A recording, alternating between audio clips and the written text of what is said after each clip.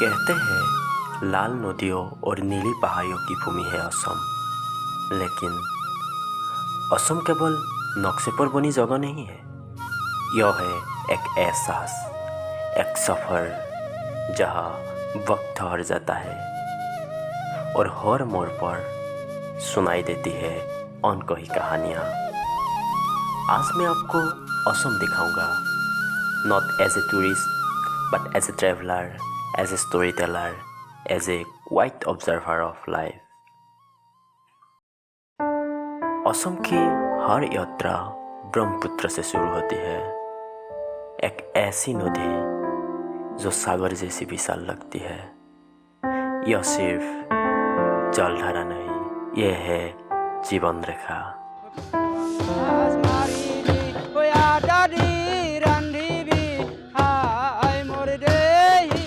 खातों पर लगने वाले बाजारों से लेकर मछुआरे की गीतों तक ब्रह्मपुत्र है उतनी ही कोमल जितनी है प्रसन्न। और शायद यही से समझ आता है कि यही तो है असम। जब कोई असम कहता है तो मन में सबसे पहले साय ही आती है, लेकिन यह साय केवल साय नहीं, it's a ritual, a rhythm of life.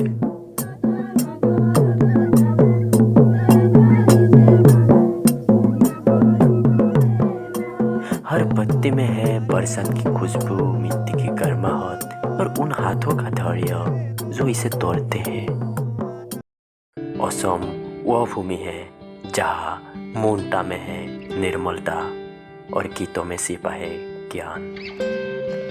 Majuli के प्राचीन सत्रों में साधु जब भक्ति की ताल पर नृत्य करते हैं तो ऐसा लगता है मानो समय ठहर गया हो। और खेतों में जब बिहू की धुन गूंजती है तो संस्कृति यह मंच पर नहीं, जीवन में सांस लेती हुई महसूस होती है। और फिर आता है असम का वन्य जीवन, काजीरंगा, जहाँ गेंडे सड़ते हैं, हाथी चलते हैं और घास इंसान से भी ऊंचा होता है। यह आप केवल जानवरों को ही नहीं देखते बल्कि जंगल की सांसों को भी महसूस करते हैं। कोई भी सफर तब तक पूरा नहीं होता जब तक उसमें स्वाद ना हो। In Assam food is a celebration. चाहे साधारण चावल और मछली की करी हो या ठंडी ऋतु में बनी पिठा की मिठास हो,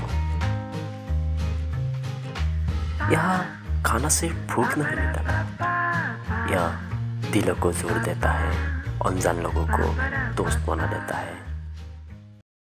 Assam is not a destination, it's an experience। यह जगह हमें सिखाती है रुकना, सांस लेना और सुनना।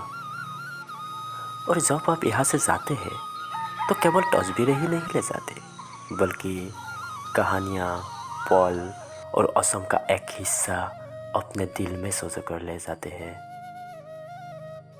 This was Assam through my eyes. अगर आपने भी इस धरती की धड़कन महसूस की हो तो अगली यात्रा में मेरे साथ जुड़िए। तब तक सफ़र करते रहिए, सपने देखते रहिए। जय हिंद, जय भारत।